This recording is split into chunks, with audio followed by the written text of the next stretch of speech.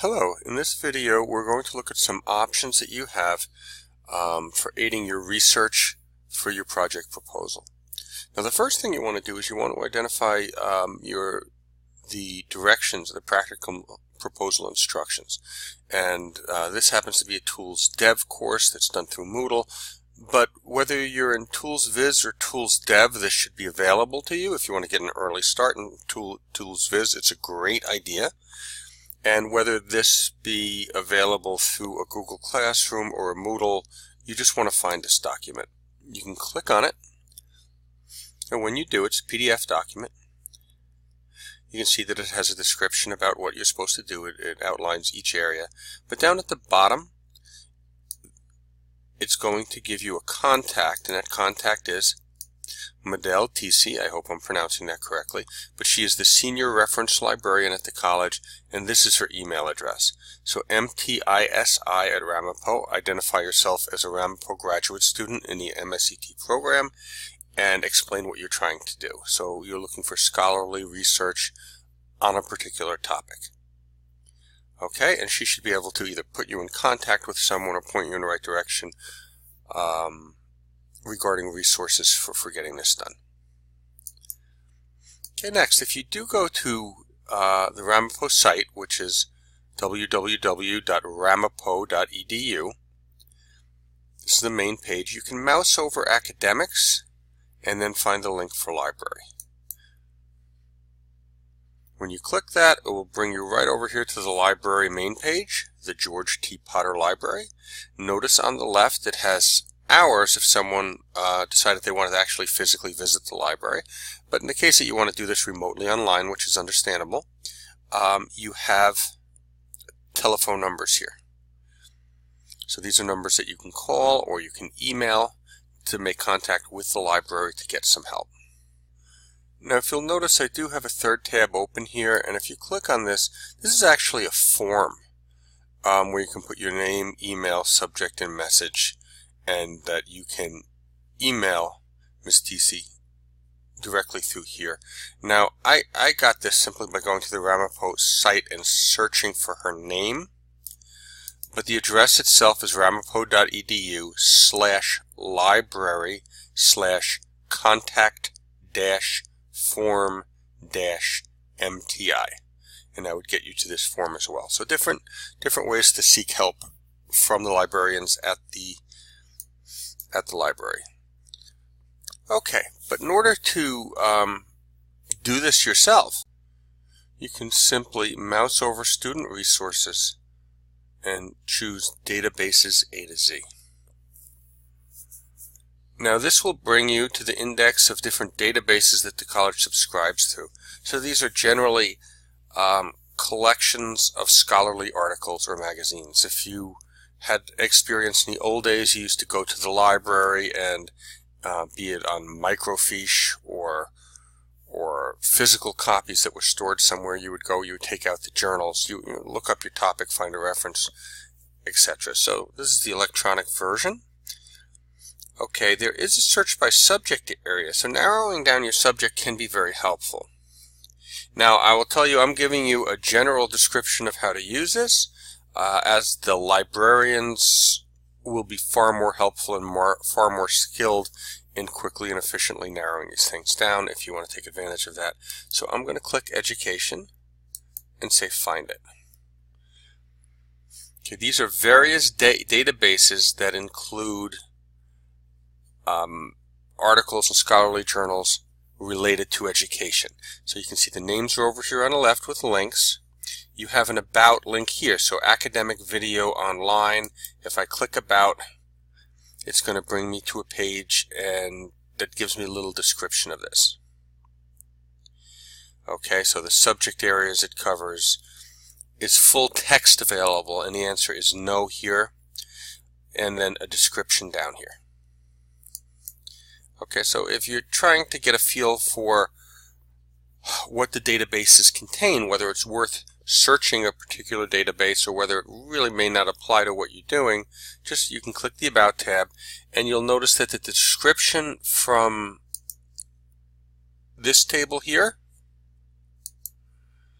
is also included right here. So it gives you an overview. Chronicle of Higher Education. The Chronicle of Higher Education is a #1 source of news information and jobs for college, and it's a little truncated here. So if I want the full thing again, I would use the link, and I would get a more complete description. Okay, once that's done, you should choose one of the databases, and of course you can come back and choose other databases. EBSCO is a rather large one, and ERIC here, so I'm going to just choose Educational Journals for now, and this is going to bring you to a login. Now your username and password should be the same as for your Ramapo Gmail account. So when you log into Gmail using your official college address or your official college account, that should be the same information you use here to log into the electronic resources. Oh, I believe my password has changed since I've done this.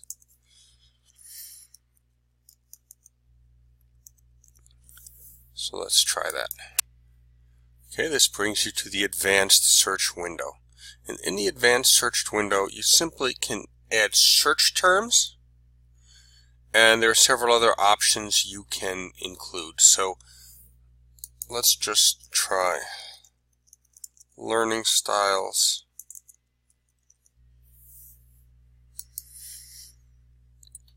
And now if I wanted to try to narrow it down, I might be best if I started with a broad search. I could search right now, but if I wanted to narrow it down further, see if there's any scholarly research on how learning styles affect mathematical learning, I can add search terms here. Now, this option is and or not.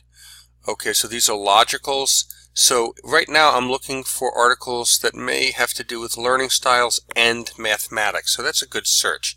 If I were to choose or, it would be learning styles or mathematics, and that would tend to bring in a lot of articles or references to mathematics that may have nothing to do with learning styles. So there are times that this or is very, very useful, especially if you have maybe two terms that tend to mean the same thing.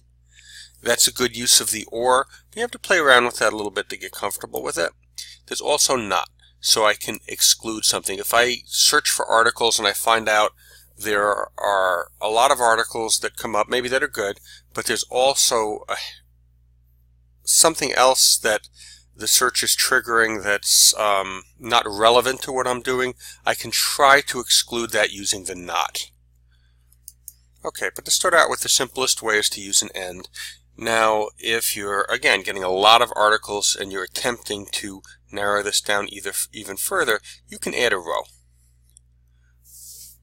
So I could say mathematics and K-12. Now remember, each time you put a parameter in here for this search, you're limiting your results. So it generally is a good strategy to start out with a broader search about your main topic, see what kind of results you get, and then if that doesn't meet your needs completely, then you can try to narrow the search or to refine the search. Okay, now once you have your terms in, you simply click search.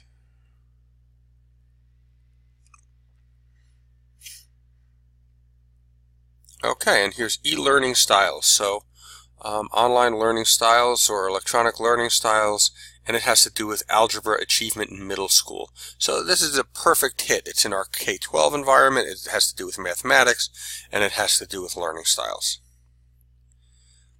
Relationship between learning styles of middle school students and the teaching of learning styles of middle school students and the effects on student achievement. This one right off doesn't look like it includes mathematics as much, but I have to say that ultimately when you do your searches and you get down to your results, it's going to be that same hard work that we've done in the past. We simply have to open these articles. We have to probably start by reading the summaries, seeing if this is something that may be related to what we're interested in, and then going through the articles and extracting the information. It is research, and there is a good amount of work to that.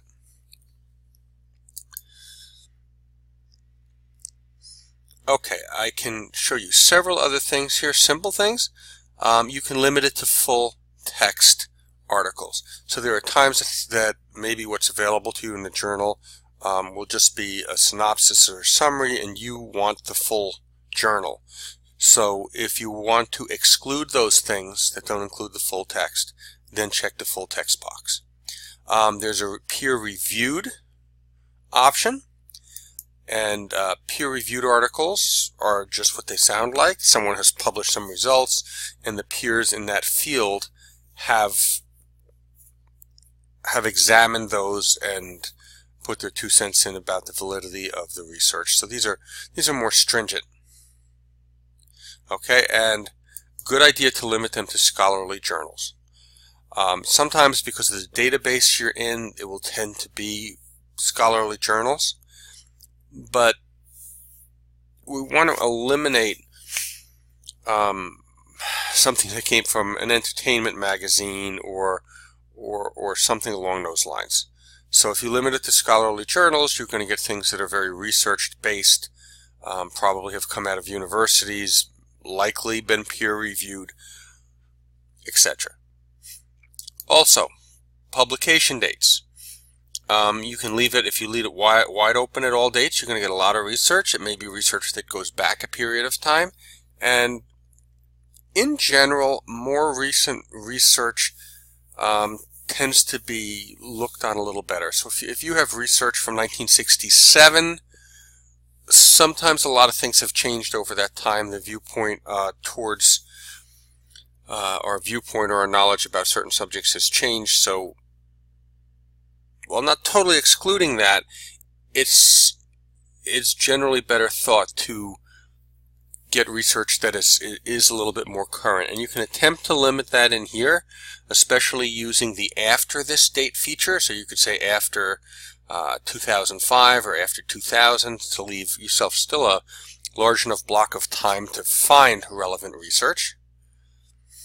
Or you can simply leave it at all dates and take note of the date of publication when you're doing your research, and say, okay, well, this was done. These 2 points seem to conflict. However, this one was done a long time ago. This is a little more recent. There's a little, perhaps, other articles that are supporting a particular point. So again, this is a complex process, and you have to make some judgments. Other options down at the bottom is you can select source type, or you can leave it blank. You're going to get all sorts of sources. There's an option for language. I assume we're going to leave this blank, but you're going to get most of your stuff in English, or probably all of your stuff in English. And then there is a document type if you were looking for a case study, say, or a conference paper or something. Generally, we don't have to worry about refining it that far. We're not that deep in the weeds as far as the academic research, but know that those options are available. Different ways to sort: oldest first, most recent first, or relevance. This is going to put the things that it thinks are most relevant to what you've asked for through your search terms. You can adjust the items per page if you'd like. Include or exclude duplicate documents. I'm not sure why you would want to include duplicate documents, but there may be a good reason. And show additional terms included in a search. So a lot of those refinements you may not need. You're welcome to try them if you'd like.